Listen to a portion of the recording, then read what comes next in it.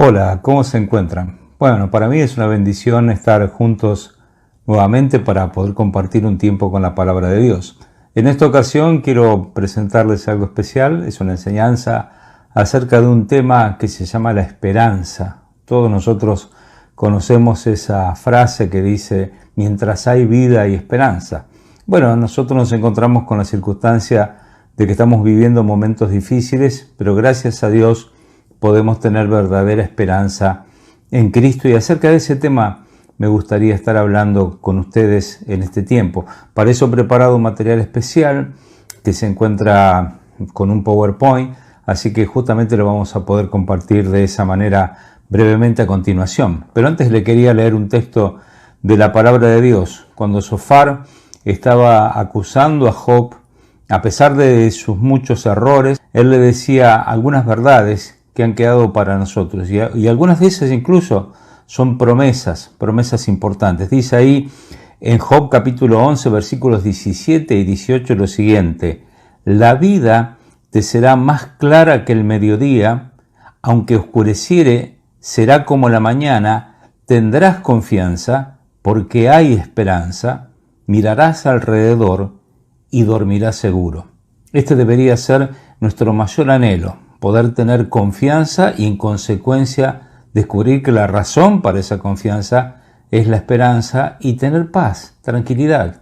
Eso es lo que todos anhelamos, y acerca de eso vamos a compartir una meditación a continuación. Vamos con el tema de la esperanza y pusimos así como título fundamento, propósito y beneficios. Y necesitamos todos nosotros en este tiempo difícil hablar de la esperanza más que nunca, porque vivimos días complejos, donde la gente está un poquito, agobiada por las circunstancias que nos tocan vivir.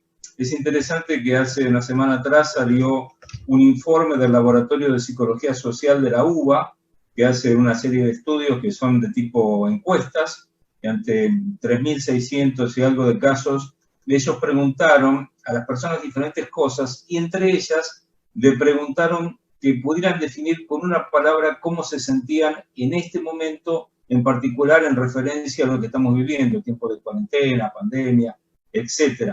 La palabra más mencionada fue la palabra hartazgo. Hace unos meses atrás, un par de meses atrás, la palabra más mencionada era la palabra incertidumbre, que ahora está entre las máximas también ahí, mayor cantidad de menciones. También la palabra cansancio, angustia, ansiedad, depresión, tristeza, agotamiento. También aparece tranquilidad, aparece la palabra esperanza para algunos, preocupación para otros, desanimado para otros, paciencia para otros, aburrimiento.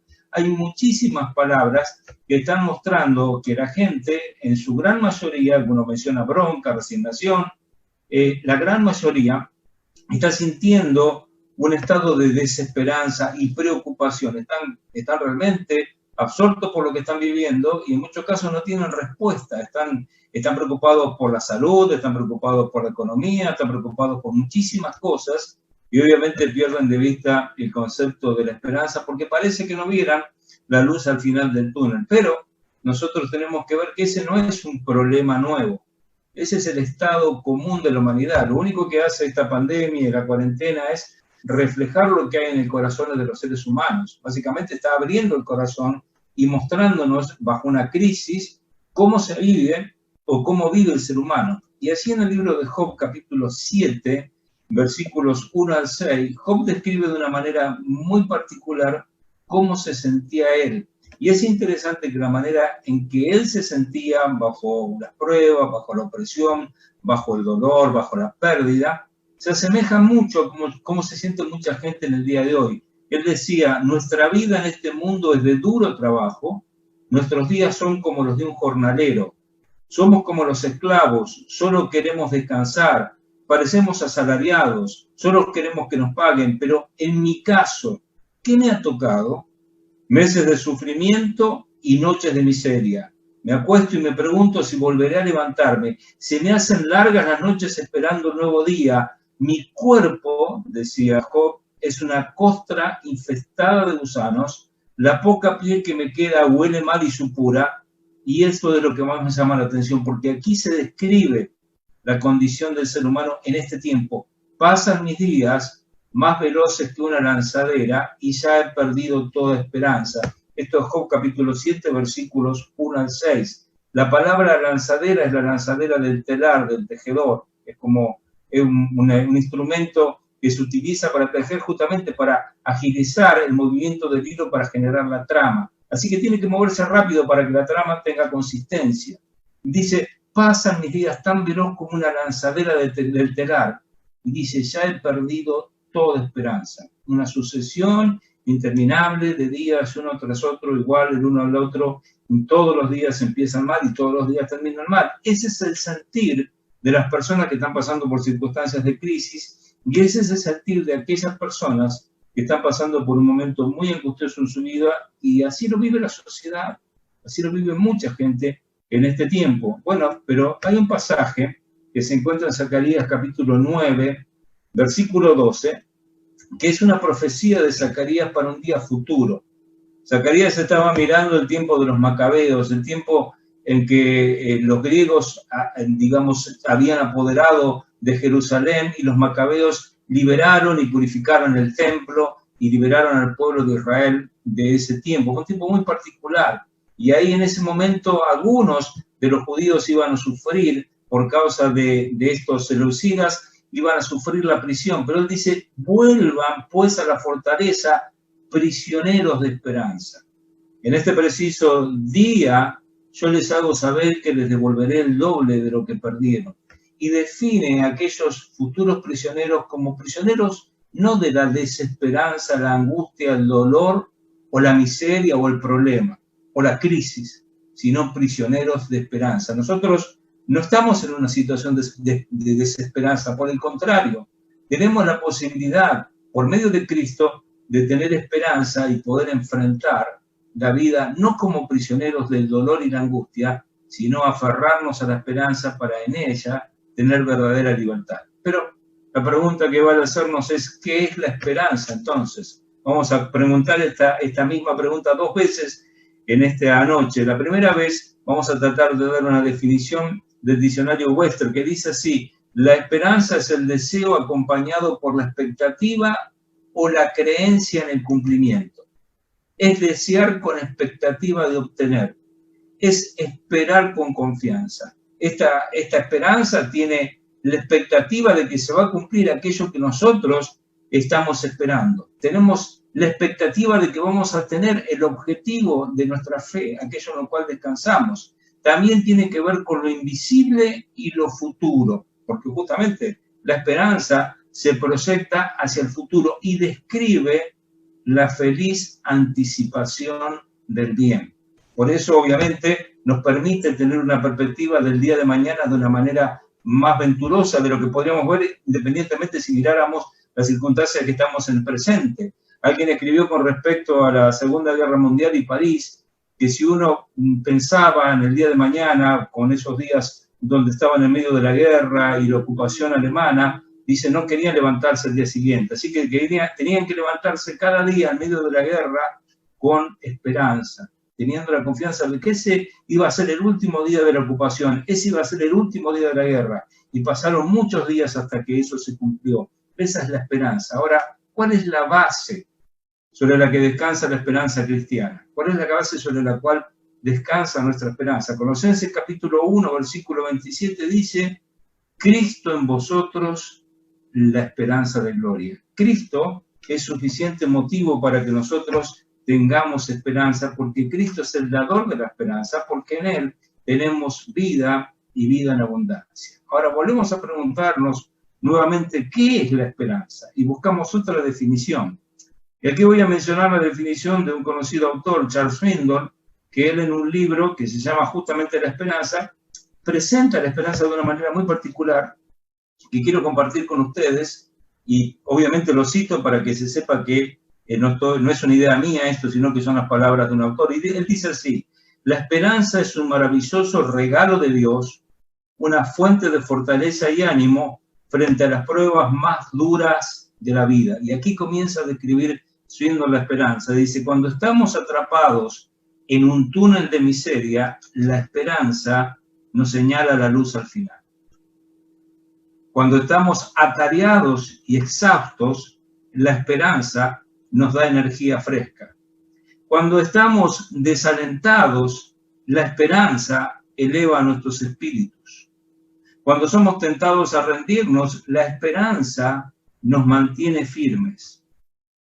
Cuando perdemos nuestro camino y la confusión empaña el destino, la esperanza ensombrece el borde del pánico. Cuando luchamos con una enfermedad que nos incapacita o una dolencia continua, la esperanza nos ayuda a perseverar más allá del dolor.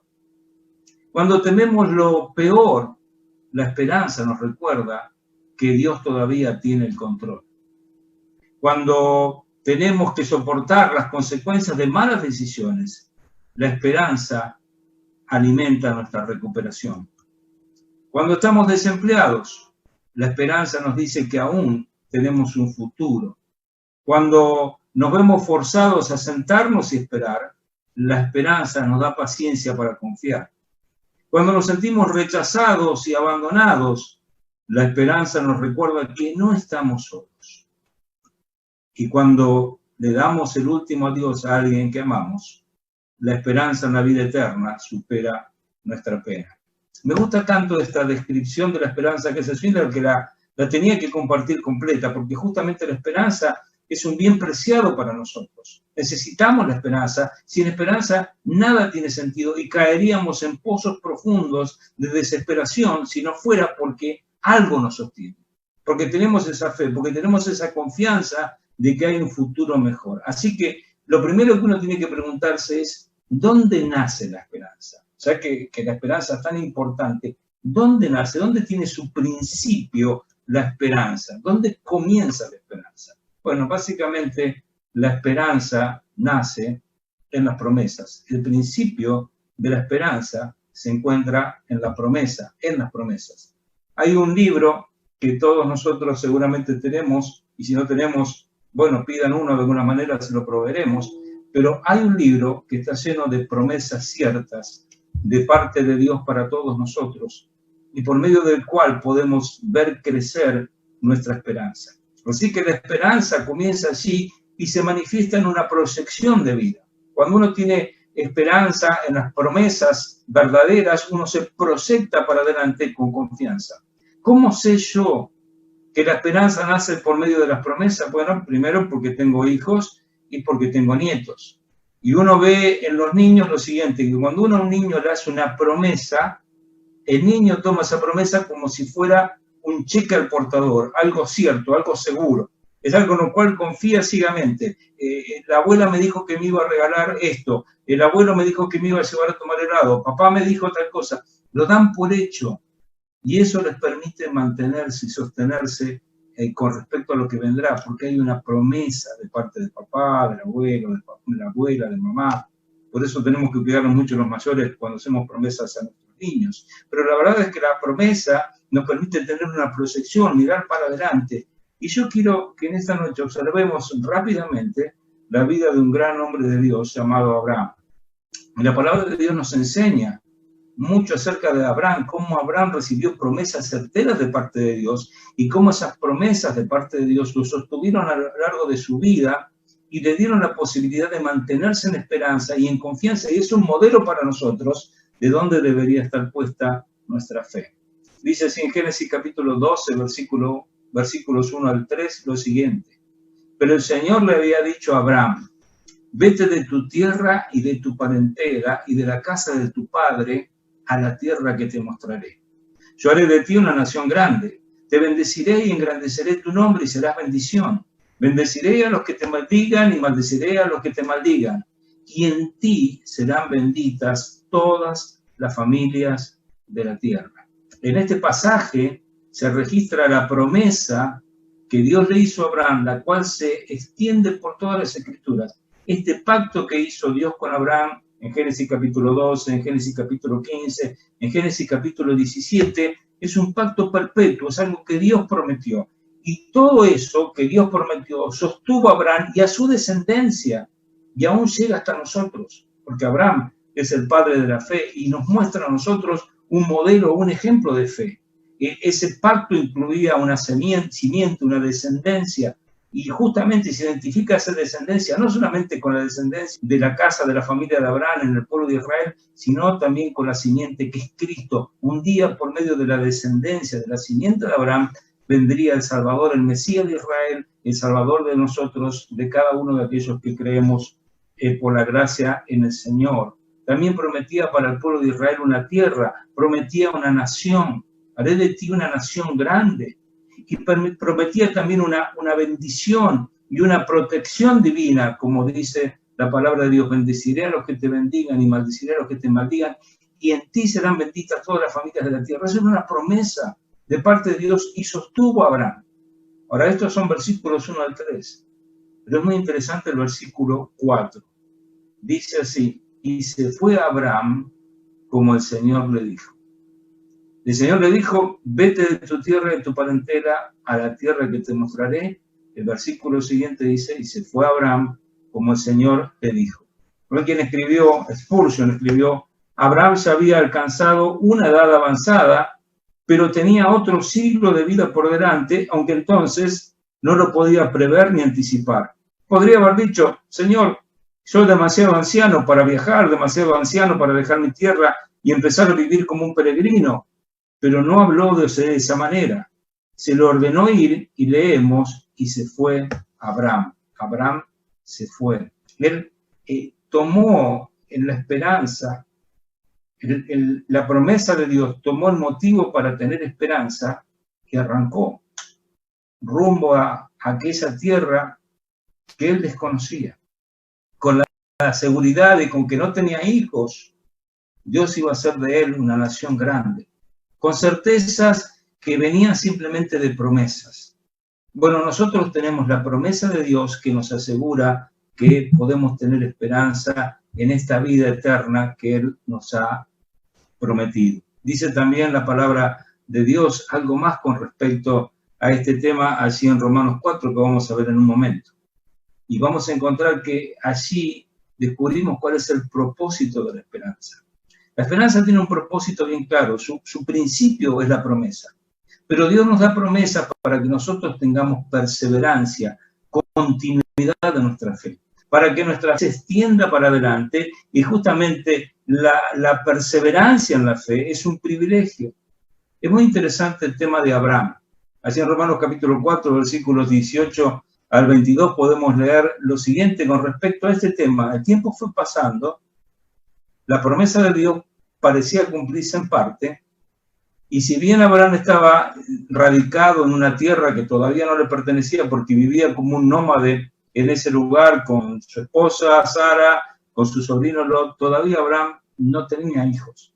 Así que la posibilidad de que él pudiera ser el padre de una nación se iba desmembrando, iba desapareciendo. Pero dice Romanos capítulo 4, versículos 18 al 22 lo siguiente: él creyó en esperanza contra esperanza para llegar a ser padre de muchas gentes, conforme a lo que se le había dicho: así será tu descendencia.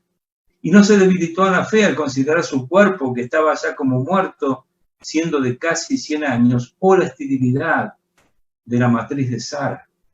Tampoco dudó por incredulidad de la promesa de Dios, sino que se fortaleció en fe, dando gloria a Dios, plenamente convencido de que era tan solo para hacer todo lo que había prometido, por lo cual también su fe le fue contada por justicia. ¿Quién era poderoso para hacer todo lo que le había prometido? Abraham, no, él no era poderoso, sino Dios. Él tuvo que creer en esperanza contra esperanza.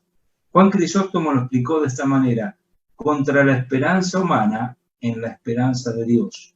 Juan Wesley lo expresó en un himno: en la esperanza contra toda esperanza humana, desesperado por sí mismo creo. La fe poderosa, la promesa ve, y solo mira eso, se ríe de imposibilidades y clama: se hará. Eso decía Wesley. Esperanza contra esperanza. ¿Qué significa exactamente esto? Bueno, nosotros recordamos que Abraham era un hombre de casi 100 años. Y a pesar de ser un hombre tan viejo, este no era solamente su problema para poder tener un hijo, sino el hecho también de que estaba casado con una mujer, de que por muchísimos años hasta ese punto no solamente era una anciana, sino que era una mujer estéril y que tampoco podía tener hijos de manera natural de ninguna forma. Así que a ella había pasado la edad de las mujeres de tener hijos y al mismo tiempo toda su vida había sido estéril. Así que aquí encontramos un hombre físicamente imposibilitado para tener un hijo, casado con una mujer físicamente imposibilitado también. Así que en ese punto él tuvo que luchar en esperanza contra esperanza. ¿Qué significa esto? ¿Yo voy a poner mi esperanza en mi débil capacidad o voy a poner mi esperanza en la capacidad de Dios? Dice que él no se debilitó en la fe al considerar su cuerpo que ya estaba como muerto o la esterilidad de la matriz de Sara. Cuando él observó su realidad física, dijo, en mí no hay esperanza. Si depende de mí o depende de mi esposa, no va a haber nación, no va a haber descendencia, no va a haber hijos. Así que la promesa es imposible que se cumpla, pero dice el texto también que tampoco dudó por incredulidad de qué cosa, de la promesa de Dios, sino que se fortaleció en fe dando gloria a Dios. Él confió que Dios podía hacer de manera milagrosa que un hombre anciano y una mujer anciana y estéril tuvieran un hijo, fuera del tiempo, fuera de toda probabilidad, porque eso no se dependía de su capacidad, porque su capacidad era, dice, él estaba casi muerto ya, era un hombre de 100 años, no podía ser, pero Dios sí lo podía hacer. No hay nada imposible para Dios.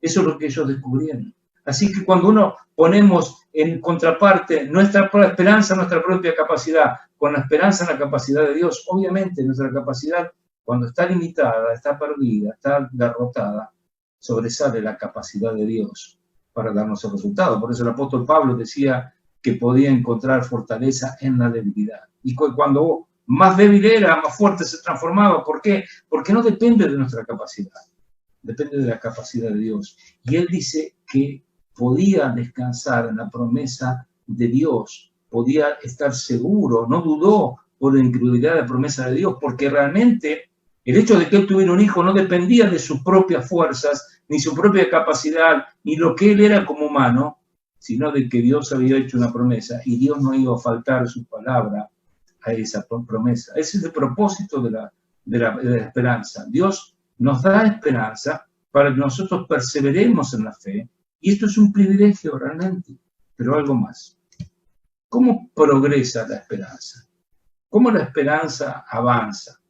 ¿Cómo uno logra caminar en esperanza? Bueno, esto es algo que se logra con la práctica. Realmente hay un punto en la vida donde nosotros tenemos que decidir si vamos a confiar en Dios o no. Si realmente vamos a estar confiando en Dios o vamos a estar confiando en nuestras ideas, en nuestras fuerzas, en nuestras capacidades, en nuestros planes, en nuestras cosas. ¿Cómo seré salvo yo? ¿En base a mis capacidades, en base a mis buenas obras? ¿Cómo podré yo tener seguridad de que un día iré al cielo? ¿Porque tengo buenas ideas? ¿Porque me porto bien? ¿De qué depende que yo pueda estar firme ante las adversidades más grandes de la vida? Bueno, esto se logra practicando la fe, viviendo la fe. Para eso se necesita verdadera pasión, compromiso con aquellas promesas que Dios nos ha dado, porque al comprometernos con las promesas y creer las promesas de Dios, estamos básicamente creyéndole a Dios. Y si yo le creo a Dios, Dios se hace cargo del resto. Y esa es la seguridad que podemos tener. Así encontramos en Hebreos capítulo 11, versículos 17 al 19, algo que está mencionado en Génesis capítulo 22. Y está hablando así de esa gran galería de la fe y pone como ejemplo este punto de la vida de Abraham. Habían pasado unos años desde que Dios hizo el milagro de darle un hijo llamado Isaac, posiblemente 14, 15 años. Isaac era un jovencito y en un punto Dios le dice a Abraham, lo que quiero es que tomes a tu hijo, lo lleves al monte y lo sacrifiques, que lo mates. Quiero que hagas eso. Ahora, Dios le había hecho una promesa a Abraham de que él iba a ver una nación de su descendencia. Después de muchísimos años, después de muchísimo tiempo, contra todas las probabilidades, Dios le había dado un hijo de Sara, le pusieron un nombre a Isaac porque justamente significa risa, porque a Sara le dio risa. ¿Cómo puede ser que yo, una mujer anciana, tenga en este momento un hijo? Era una locura. Pero a pesar de eso, ese niño nació, creció, se fue desarrollando, y cuando él llega a ser un jovencito, ya dentro de la concepción de ese momento, ya casi una persona adulta para esa manera de ver la vida, Dios le dice, bueno, ahora quiero que lo mates. Así que la palabra de Dios nos dice, por la fe Abraham, cuando fue probado, ofreció a Isaac, y el que había recibido las promesas ofrecía a su unigénito, habiéndosele dicho, en Isaac te será llamada descendencia. Y esto es lo interesante, pensando que Dios es poderoso para levantar aún de entre los muertos, de donde en sentido figurado también le volvió a recibir. Ahora, Dios le había dicho, Isaac es la descendencia. Isaac es la promesa. A partir de Isaac nacerán todos aquellos que serán tus futuros, parte de esa familia, parte de ese pueblo, tus nietos, tus bisnietos, tus tataranietos y todos los que vendrán después, que formarán un gran pueblo, esa gran nación que te prometí. A partir de Isaac, Isaac es la promesa. Y Dios le está diciendo, bueno, ahora lo que necesito es que lo mates. Esto no tiene sentido desde el punto de vista humano. Así que Abraham pensó una cosa y tomó un paso de fe muy grande. Dijo, si Dios me dice que mate a Isaac, y él hizo una promesa de que Isaac iba a ser el padre de la descendencia, mi posteridad, entonces si yo lo mato, Dios lo va a resucitar. Y dice, Él es poderoso para levantarlo entre los muertos, Dios no va a faltar a su promesa, yo sigo confiando en Él. Y confiando en Él estaba dispuesto a matarlo si es necesario. Y dice, y en un sentido, fue tal su decisión de tomar a su hijo Isaac, porque creía en las promesas de Dios, que en un sentido lo recibió desde los mismos muertos, porque estuvo casi muerto ese jovencito. Al creer que la promesa de Dios con respecto a Isaac era incondicional, o sea, no dependía de Abraham, sino de Dios, Abraham llegó a la conclusión de que Dios cumpliría esa promesa, así esto requiriera resucitar a Isaac de los muertos. La palabra en sentido figurado implica que Abraham recibió a Isaac como si hubiera regresado de los muertos porque estuvo a punto de morir a manos de su padre. Eso es increíble, eso es tremendo. Nosotros tenemos que pensar en esta fe de este hombre, confiando en estas promesas seguras de Dios. Dios ha prometido, Dios lo cumplirá. Dios no es hombre para mentir. Él cumple sus promesas. Ahora es interesante cuando uno lee Génesis capítulo 22, versículo 5, versículo 8, porque es ese momento donde Abraham está yendo con este jovencito rumbo al monte. Dice, entonces Abraham dijo a sus siervos, esperen aquí con el asno y el niño y yo iremos a este lugar, así adoraremos y luego volveremos aquí mismo. Y después el hijo le preguntó, papá, ¿y dónde está el cordero? ¿Dónde está el cordero del sacrificio? Y Abraham respondió, Dios proveerá cordero para el holocausto, hijo mío, y juntos siguieron caminando. Él, a pesar de que estaba dispuesto a tomar la vida de su hijo, aunque nos parezca increíble, algo irracional para nosotros, de todas maneras él tenía la seguridad de que Dios no lo iba a defraudar. Él dice a sus siervos, esperen acá, el niño y yo iremos y volveremos. ¿Por qué volveremos? Si yo lo iba a matar al niño, ¿por qué volvería? Bueno, volvería porque Dios no iba a fallar a su promesa. Y si él tomara el cuchillo y se lo clavara a su hijo, Dios lo iba a resucitar. Pero sabemos que era simplemente una prueba y que Dios nos permitió eso. Dios nos permitió que él matara a su hijo. Pero él verdaderamente confió y practicó la esperanza. Quiero decirte con esto que en los tiempos más oscuros, en los momentos más difíciles, es cuando más tenemos que aferrarnos a las promesas de Dios. Cuando más tenemos que descansar que aquello que se nos ha dicho es cierto. Cuando más tenemos que indagar en la Biblia lo que Dios tiene para nosotros. Cuando más tenemos que aseverar de que Dios ha prometido y Dios cumplirá. La esperanza en la vida eterna. La seguridad en aquellas circunstancias difíciles que nos tocan vivir. Ayer falleció un joven, un hombre bastante joven, de la edad de mi hijo, compañero y amigo de mis hijos, de un hermano en la fe, gracias a Dios, muy amigo también de mi yerno. Él falleció de un cáncer fulminante a pesar de su joven edad. Y es interesante lo que ellos planteaban, ¿no? El tema de la fe de este joven, de este hombre, un muchacho, realmente para mí. Y ellos estaban considerando, ahora están en un lugar mucho mejor. Motivo de esperanza y tranquilidad y seguridad. Ahora, ¿qué sucedería si no creyéramos? ¿Qué sucedería si no tuviéramos la palabra de Dios que nos asegura que tenemos vida eterna en Cristo? Esto sería un momento de desesperación, de descontrol.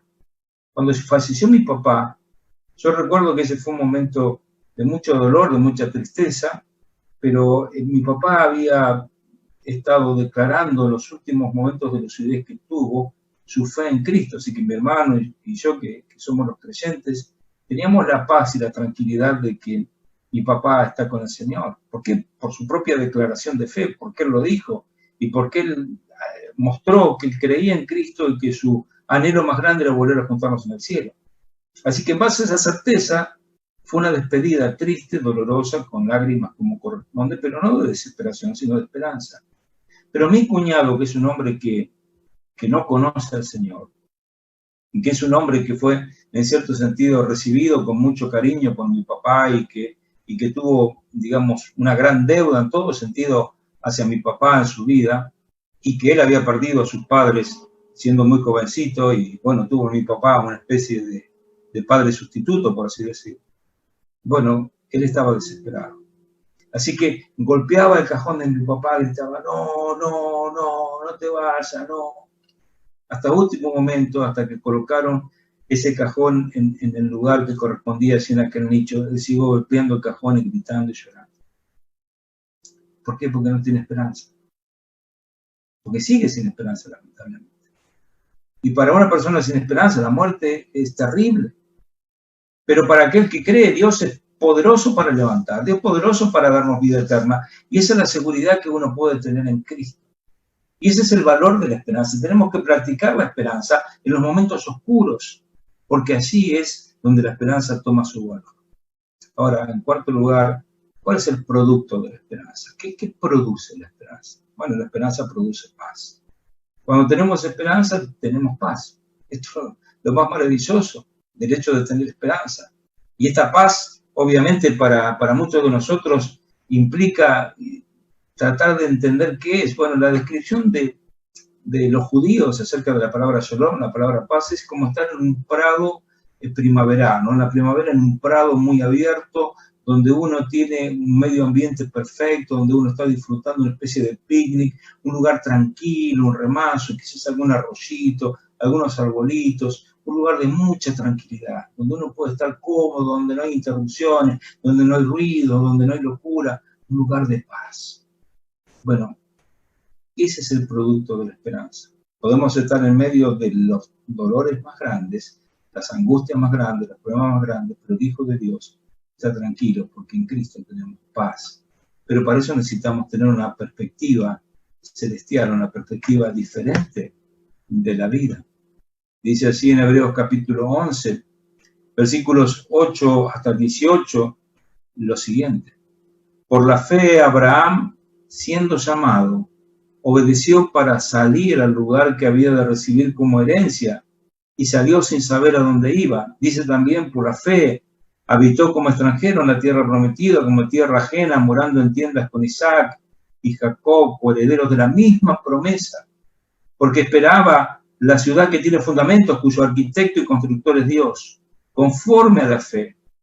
Murieron todos estos sin haber recibido lo prometido, sino mirándolo de lejos, y creyéndolo, y saludándolo, y confesando que eran extranjeros y peregrinos sobre la tierra, porque de los que de esto se dice, claramente dan a entender que buscan una patria, por lo cual Dios no se avergüenza de llamarse Dios de ellos, porque les ha preparado una ciudad.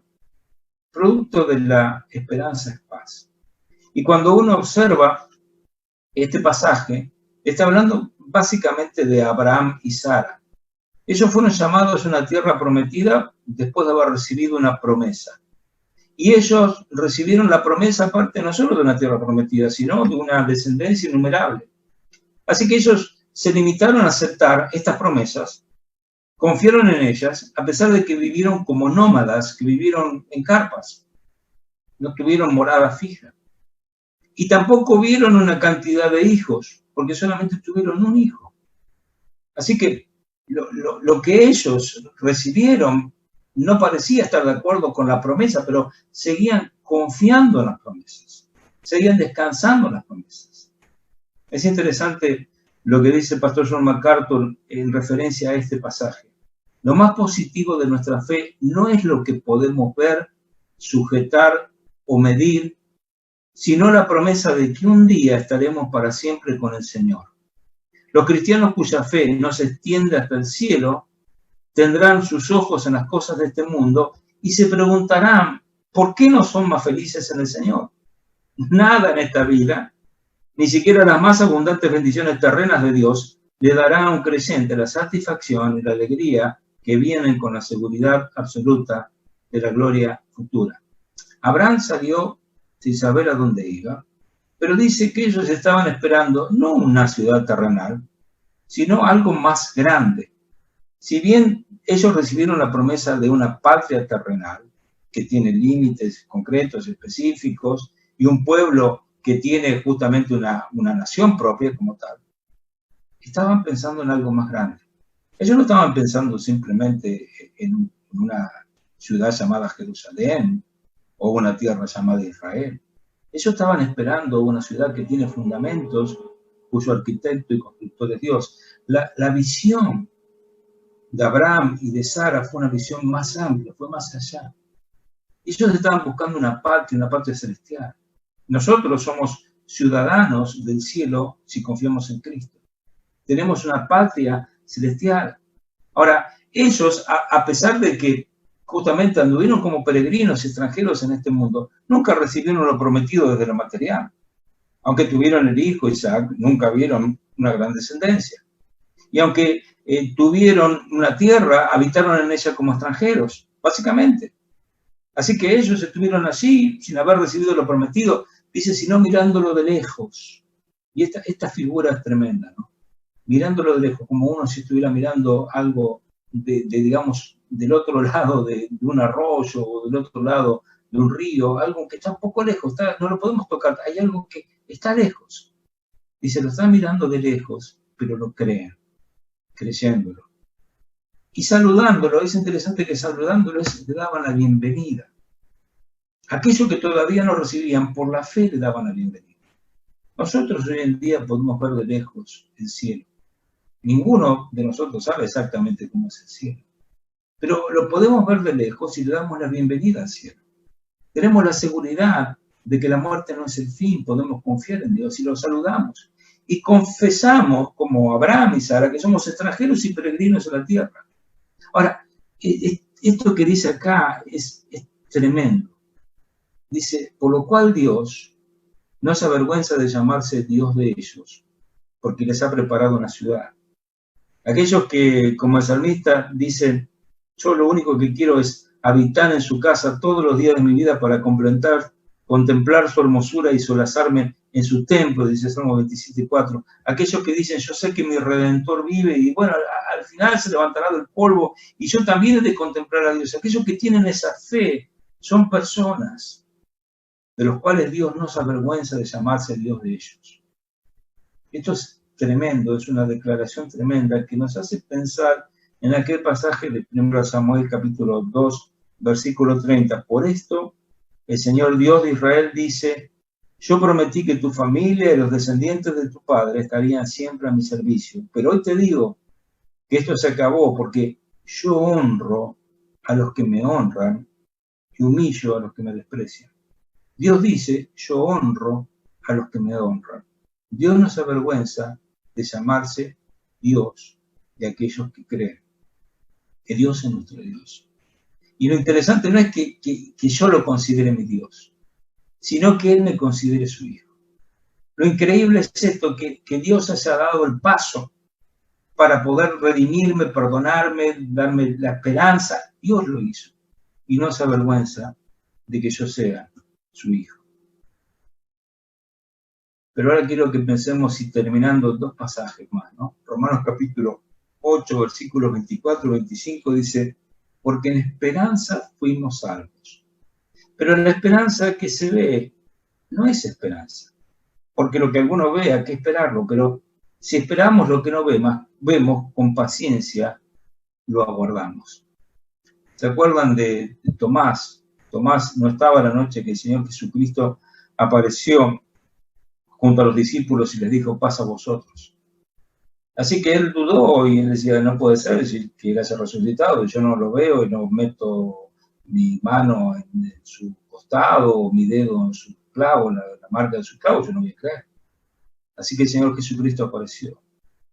Y Tomás se postró y dijo, Señor mío, Dios mío. Y el Señor le dijo, bienaventurado Tomás, porque me has visto y creíste, pero bienaventurados los que no vieron y creyeron. Y esos somos nosotros, los que no vimos y creemos. En esperanza fuimos salvos. ¿En esperanza de qué? De que Cristo cuando murió en la cruz murió en mi lugar. De que Cristo murió por mi pecado. Y de que a pesar de que yo soy una persona pecadora, que no lo merezco, Él me ofrece perdón. Y eso es una esperanza de que un día voy a ir al cielo. En esperanza fui salvo. Pero la esperanza que se ve no es esperanza. Si yo lo tuviera a Cristo delante mío sería fácil. Si se abrieran los cielos en este momento y Dios se revelara sería fácil. Pero la fe es un regalo de Dios para que nosotros podamos confiar en Él a pesar de que no vemos. Así que si alguno viera alguna cosa, ¿para qué lo estaríamos esperando? Pero esperamos lo que no vemos. Y con paciencia lo guardamos. ¿Por qué? Porque como dice 1 Pedro capítulo 1, versículo 3, bendito el Dios y Padre de nuestro Señor Jesucristo, que según su grande misericordia nos hizo renacer para una esperanza viva por la resurrección de Jesucristo entre los muertos. El Evangelio es, Cristo murió por nuestros pecados, fue sepultado y al tercer día resucitó conforme a las Escrituras. Cristo murió por mis pecados y fue a una tumba, pero Él se levantó de esa tumba y por causa de su resurrección tenemos seguridad, vida eterna y esperanza. Y dice la palabra que tenemos una esperanza viva. ¿Por qué? Porque creemos en un Dios vivo. Y en esa seguridad nosotros podemos caminar. Básicamente este es el tema de la esperanza como introducción. Podríamos hablar muchísimo más y seguramente no nos alcanzaría tiempo, pero vamos a orar ahora para pedir que Dios esté utilizando su palabra y podamos animarnos a vivir y andar en esperanza, con la seguridad, como tuvo Abraham, de que las promesas de Dios son inalterables, no cambian, y que lo que Dios ha prometido, Él lo habrá de cumplir. Y con esa seguridad marchamos, porque Dios es nuestro Redentor, nuestro Salvador, nos ama y tiene su plan para nuestra vida. Y ese plan Él lo habrá de cumplir conforme a su voluntad. Oramos, Señor, te damos gracias por tu amor y tu misericordia. Te rogamos que tú nos ayudes a confiar en ti y a poner nuestra esperanza en ti. Ayúdame. Si hay alguien que escucha tu palabra en esta noche y no te conoce, que tú obres en su corazón para que pueda buscarte a ti, buscar la esperanza que hay en ti, el perdón de pecados y la nueva vida que solamente tú puedes ofrecer. Pensando que tenemos esperanza más allá de las circunstancias temporales. Tenemos esperanza en lo eterno. Gracias porque sabemos que tú tienes el control de todas las cosas. Confiamos en ti y todo lo que sucede, al fin y al cabo, como dice tu palabra, obra para mí. Gracias por todo, Señor. En el nombre del Señor Jesús.